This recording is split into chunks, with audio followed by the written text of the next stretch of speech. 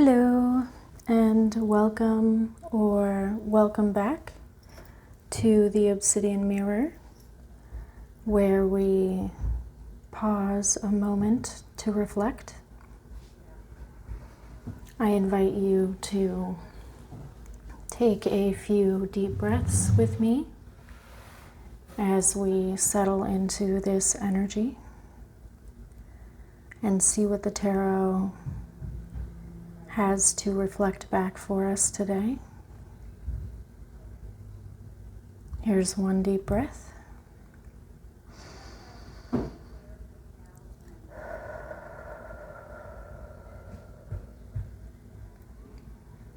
There are some people in my area, so I'm sorry if there are any background noises that distract you.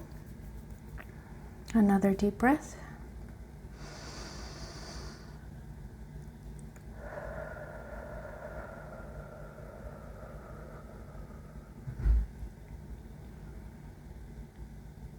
And another deep breath.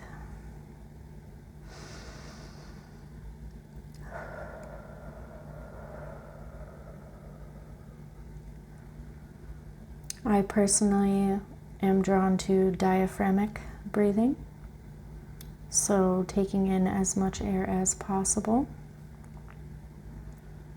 Another aspect that I appreciate when doing breath work is trying to extend the exhale so that it is longer than the inhale. But that's a personal preference. Today we're going to do a shadow integration read, starting with the Shadow Seer Tarot. The purpose is to gently explore and integrate what has been avoided or unseen.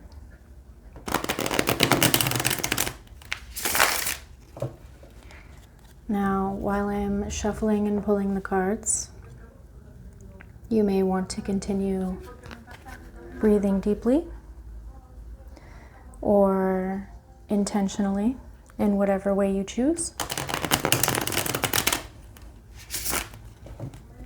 Perhaps check in with your body, see if there is any area that is tense or stiff or rigid, and gently relax that part of yourself.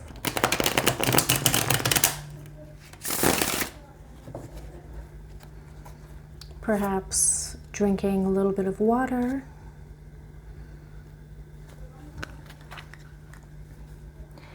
Now this first card from the Shadow Oracle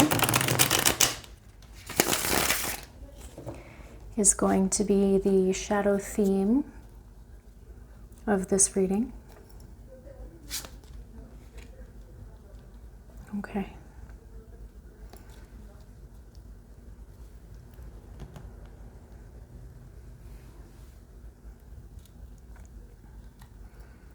In the second position, we're going to get possible manifestation, how this shadow is playing out.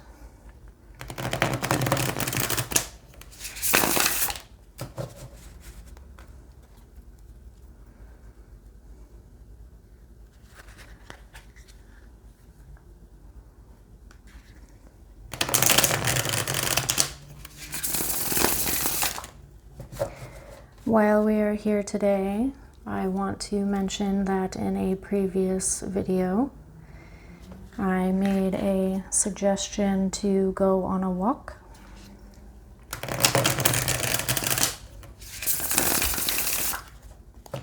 And I want to gently acknowledge that walking may not be possible for everyone. I hope that I did not offend anyone.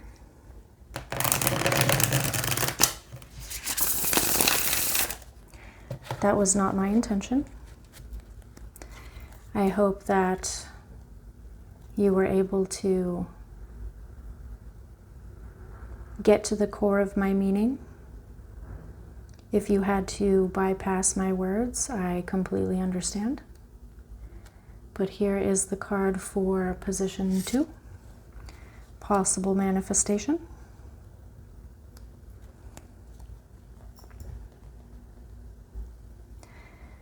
We are going to move into the identity pattern that could possibly be attached at this time. And I want to say that identity is important. It is also something that is or has the ability to be fluid. Identities can change, and that's okay. I believe that is a beautiful part of exploring what it means to be alive. I think it's also worth acknowledging that some people put great importance on a sense of identity. Being sure of oneself can be comforting. It can give a sense of personal freedom or strength. It can also create a sense of obligation or a trapped feeling, perhaps when we are growing beyond a previous identity, or we are exploring what our relationship to identity means, or perhaps that our identity is changing, what that could look like, how that could affect our world. So here's the identity pattern for today.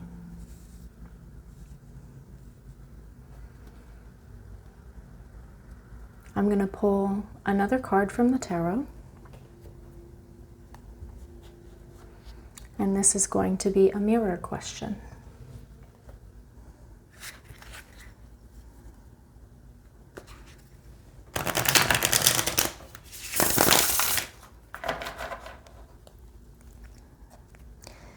I think it's worth acknowledging that change can be uncomfortable. It can be scary.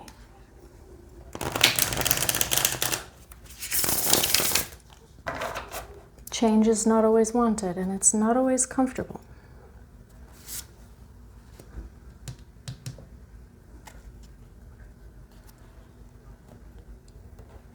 Okay.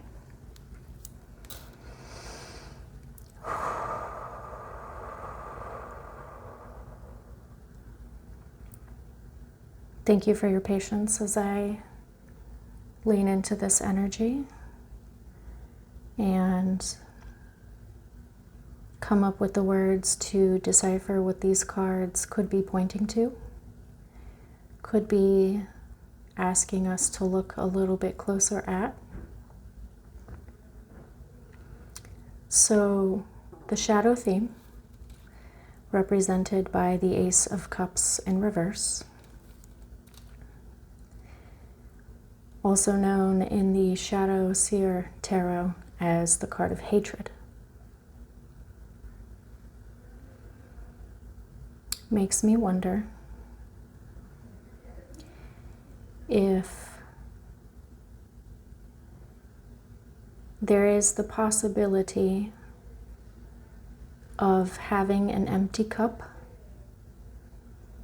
a feeling of emotional lack or endurance past what someone is able to handle, that causes a reaction of resentment, of hatred, of animosity. Now, the reason why I ask this is because sometimes when we feel emotionally unfulfilled, we will end up filling our emotional cup with something else, something acrid, something toxic. And sometimes, in the moment, that can feel good. Maybe not good as in a sense of lightness and love and contentment, but more of a different sort of fulfillment, because at least we are not empty. There is something there filling our cup. Moving on to how this could be manifesting. I'm wondering if a sense of emotional unfulfillment is creating strife somewhere in our life that feels productive. Friction can get things done. Challenges can get things done, help us learn, help us gain wisdom. I wonder if in action or communication, anger, resentment, hostility, or even hatred are coloring choices.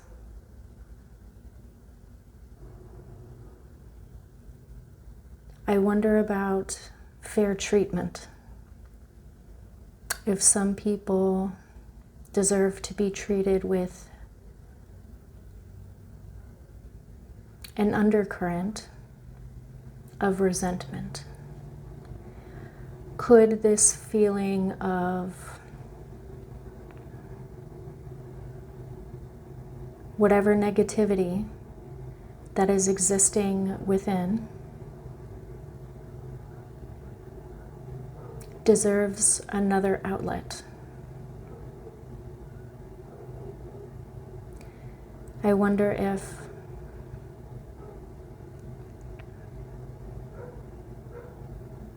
there are some accidents where perhaps there is no intention to treat somebody with resentment or animosity, and it happens accidentally.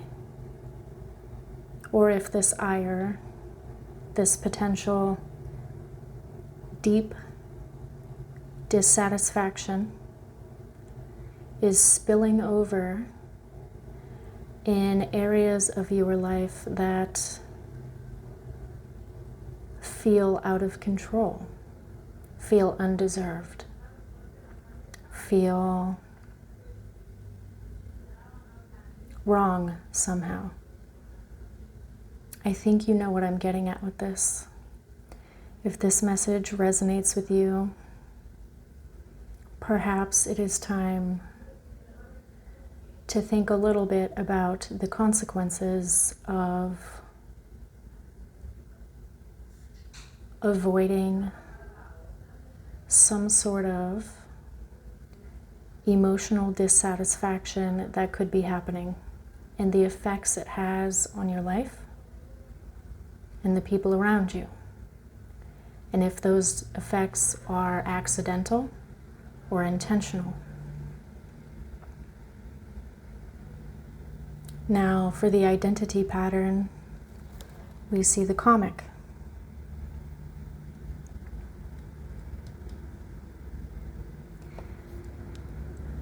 What comes to mind is the ability to communicate serious matters through the guise or cover of humor.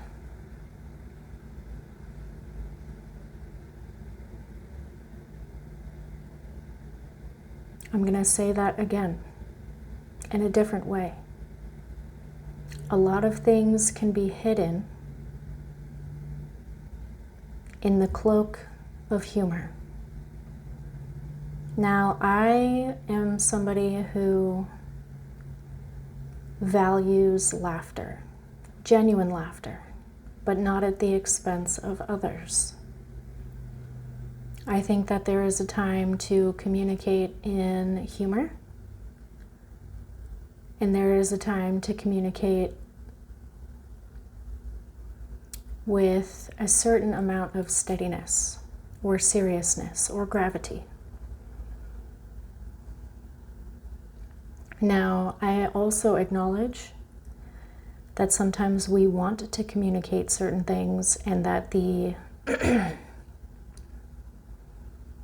most comfortable way that we can think to do that in the moment is with humor. That may be a good bridge towards a more heartfelt conversation. I also want to address the possibility that using humor to express unaddressed or avoided emotions may not be having the effect that is desired. I'm wondering if there are times when humor is being used or if humor is being misused.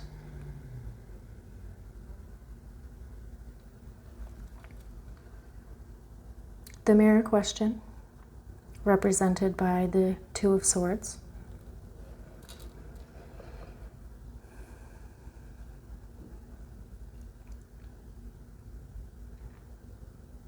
I think that this speaks to a balancing act, some sort of equilibrium that can be achieved on the mental plane in regards to this matter. I think it is worth mentioning that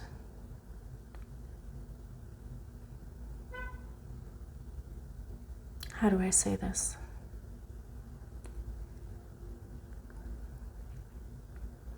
Our minds can run away with us sometimes, especially when emotions are involved. Things get tricky. We can get into thought loops, mental patterns, and analysis paralysis, which I am no stranger to.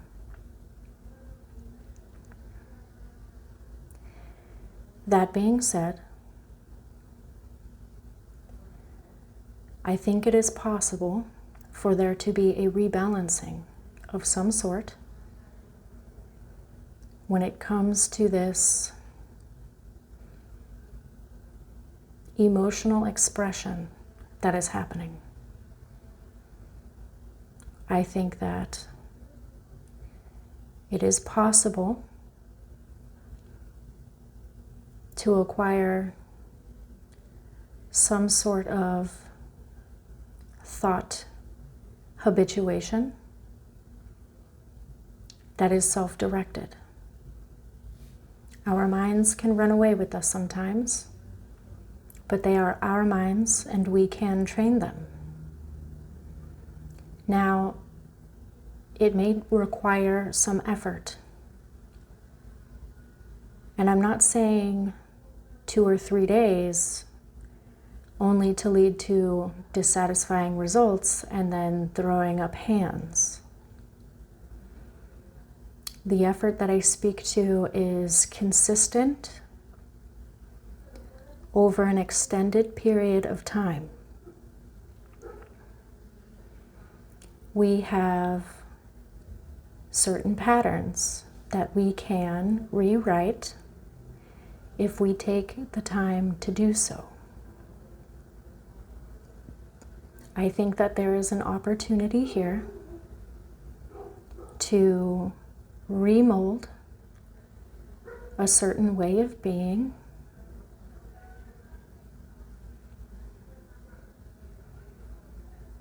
that is habituated, but may no longer fit who you are or who you are becoming or who you want to be. I understand that it may feel out of reach for some. Perhaps self-control or self-discipline have not resulted in the desired outcomes in the past. That's valid. If this is the case, I urge you to try again.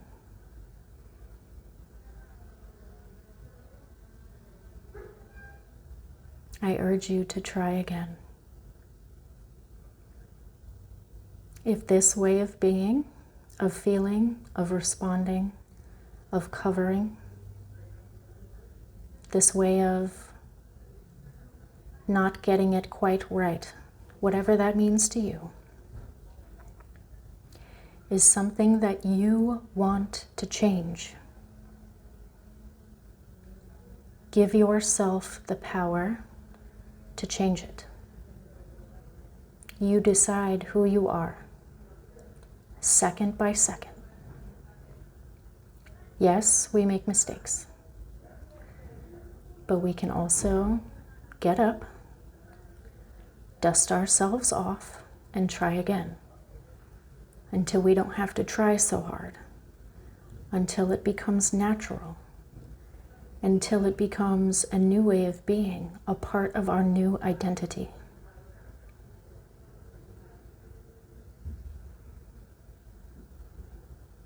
I think you understand what I'm getting at with this message. I would like to pause here and take a deep breath.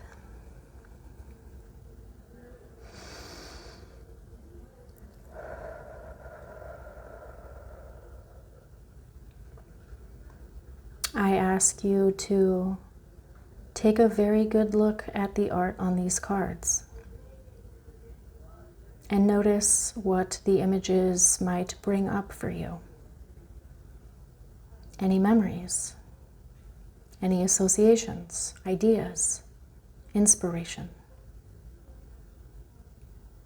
I invite you to be gentle with yourself in this process and not to inhabit any of the things that are going through your mind right now, if indeed there are any.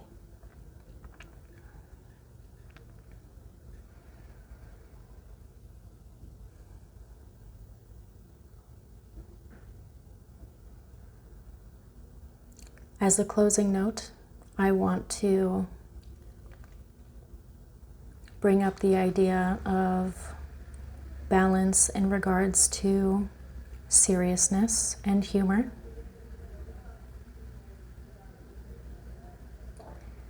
Personally, I have been told by a few people that I take things too seriously.